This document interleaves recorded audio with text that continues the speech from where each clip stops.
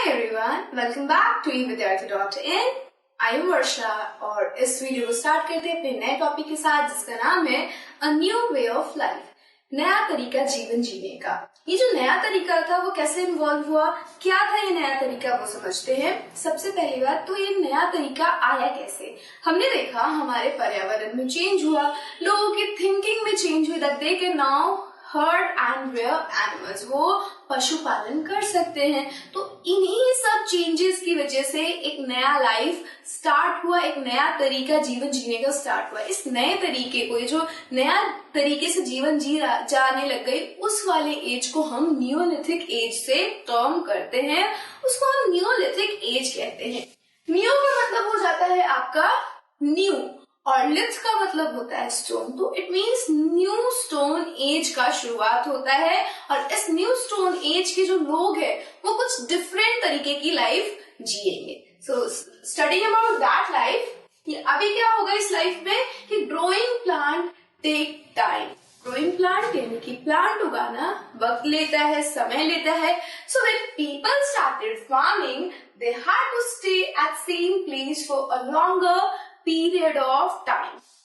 तो अगर वो प्लांट ग्रो कर रहे हैं, अभी उन्होंने सोचा था कि they will be doing farming, now they are growing, है ना, अब वो ग्रो कर रहे हैं।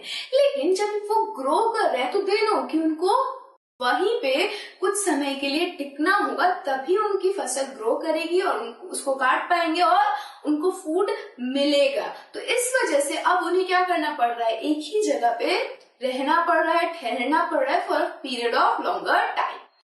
Also, when the grains are ripped and cut, they need to be used and stored carefully. अगर ये ग्रेन रिप कर रहे हैं, ये फसल अब उग गई है, पक गई है, और इसको जब हम कट कर रहे हैं तो अब उसको क्या करना होगा, हमें अब यूज करना होगा, केयरफुली यूज करना होगा, और तो और उनको स्टोर भी अच्छी तरीके से करना होगा। अगर स्टोर अच्छी तरीके से नहीं की जाएगी तो क्या होगा, हम देखते हैं कि जो हमारे अनाज जिनको हम ऐसे खुला छोड़ देते हैं, या तो सड़ जाते हैं या इंसेक्ट, माउस, अलग अलग तरीके के एनिमल्स उन्हें अल्टीमेटली खा जाते हैं। तो जो हमारे प्रिमिटिव मैन थे, अगर उन्होंने इतनी मेहनत करी, हंटिंग को त्यागा, हंटिंग छोड़ के क्या कर रहे हैं, गैदरिंग छोड़ के वो अगर फार्मिंग कर रहे हैं और उसके बाद उनका कोई अनाज खा जाए या वो अनाज सड़ जाए तो फिर क्या फायदा है ऐसी लाइफ का।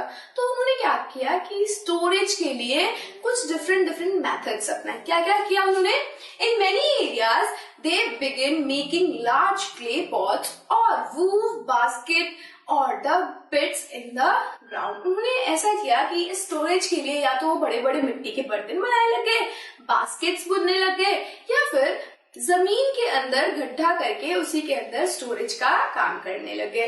सो इससे क्या हुआ, उनका जो अनाज है, जो उन्होंने फूड अपना उगाया है, they can store it easily. जब भी उन्हें खाना होगा वो आराम से वहां से खा सकते हैं।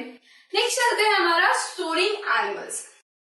हमने देखा that people are now rearing and herding animals, पशुपालन कर रहे हैं वो। अब ये जो पशुपालन कर रहे हैं वो किस लिए कर रहे हैं, they are doing for two things. एक तो उन्हें क्या मिल रहा है, प्रोटेक्शन मिल रही है, और दूसरी और सबसे इम्पोर्टेंट चीज वो ये मिल रही है कि उन्हें खाना मिल रहा है। कैसे मिल रहा है, animals multiply naturally, besides if they are looked after carefully they provide milk which is an important source of food and meat whenever required.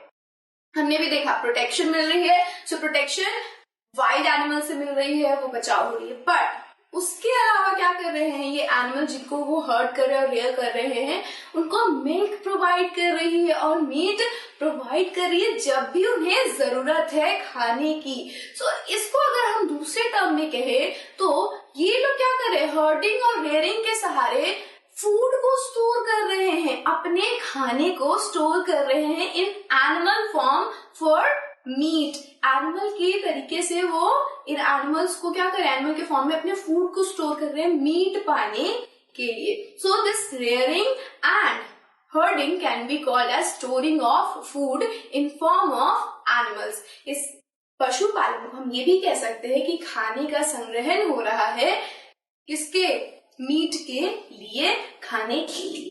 So next चलते हैं। इतना कुछ हमने पढ़ लिया कि अब फूड स्टोर किया जा रहा है। तो ये सारी चीजें हमें कहाँ से पता चली?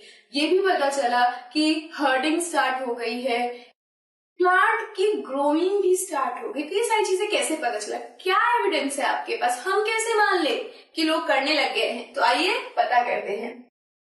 Finding out about the first farmers and herders. पहले फार्मर्स और हर्डर के बारे में कैसे हमें पता चला? तो दे हैड दीज टूल्स, ये सारे टूल्स थे उनके पास, इनके सहारे वो फार्मिंग करते थे। ठीक है, किसी से जमीन को खोदा, किसी के सहारे उसके अंदर बीज बोए और अलग अलग पर्पसेस के लिए वो इन टूलों का यूज करते थे। The archaeologists have found evidences of early farmers and herders. किसने पता किया? आर्कियोलॉजिस्ट ने, वो इंसान जो कि आर्टिफैक्ट्स के सहारे हमें क्या करता है, हमारी हिस्ट्री के बारे में बताता है। तो उसने हमें बताया कि अर्ली फार्मर्स और हर्डर्स कैसे थे। These are found all over the subcontinent. ये जो एविडेंसेस हमारे आर्कियोलॉजिस्ट को मिले वो पूरे के पूरे सबकॉन्टिनेंट में फैले हुए थे। Some of the most important ones are in the northwest, in present-day Kashmir, and in east and south. कुछ जो इम्पोर्टेंट थे, कुछ जो इम्पोर्टेंट साइट्स थे वो कहाँ कहाँ प्रेजेंट थे? नॉर्थ वेस्ट में, जो कि प्रेजेंट डे कश्मीर को कहते हैं हम, ईस्टर्न साइड ऑफ इंडिया और सदर्न इंडिया के अंदर, यानी हमारे कश्मीर, नॉर्थ इंडिया जिसको हम आज कहते हैं, हमारे ईस्ट इंडिया के अंदर भी उन्हें फर्स्ट फार्मर के एविडेंसेस मिले, आर्टिफैक्ट्स मिले, और साउथ इंडिया के अंदर भी कुछ साइट्स मिले जहाँ पे हमें फार्मर्स और हर्डर का होने का पता चलता है।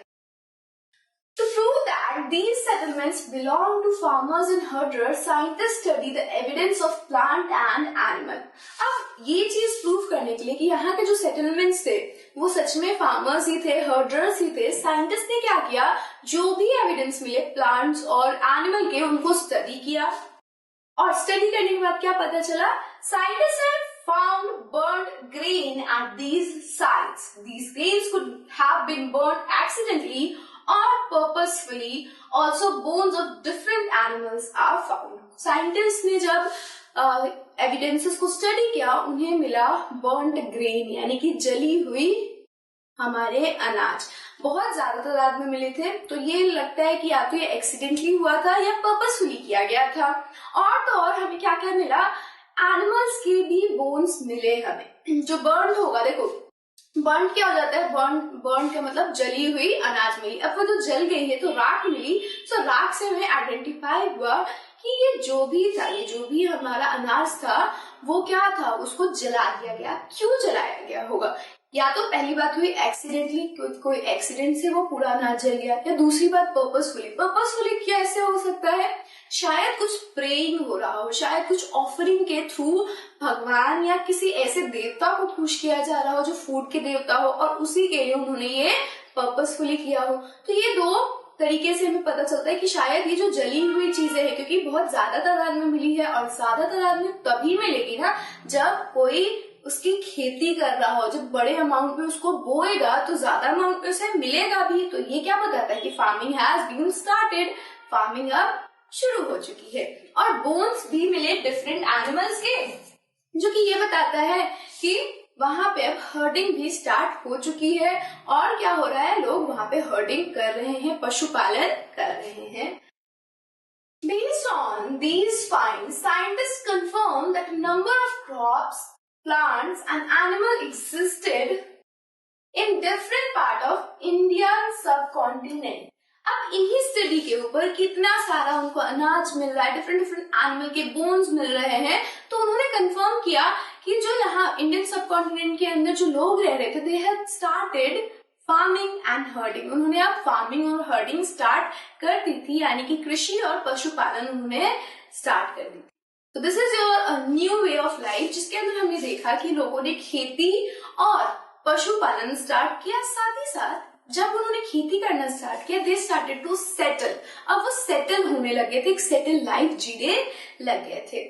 So this is all for this video. I'll see you in the next video. Until then, stay safe and be happy. Bye bye.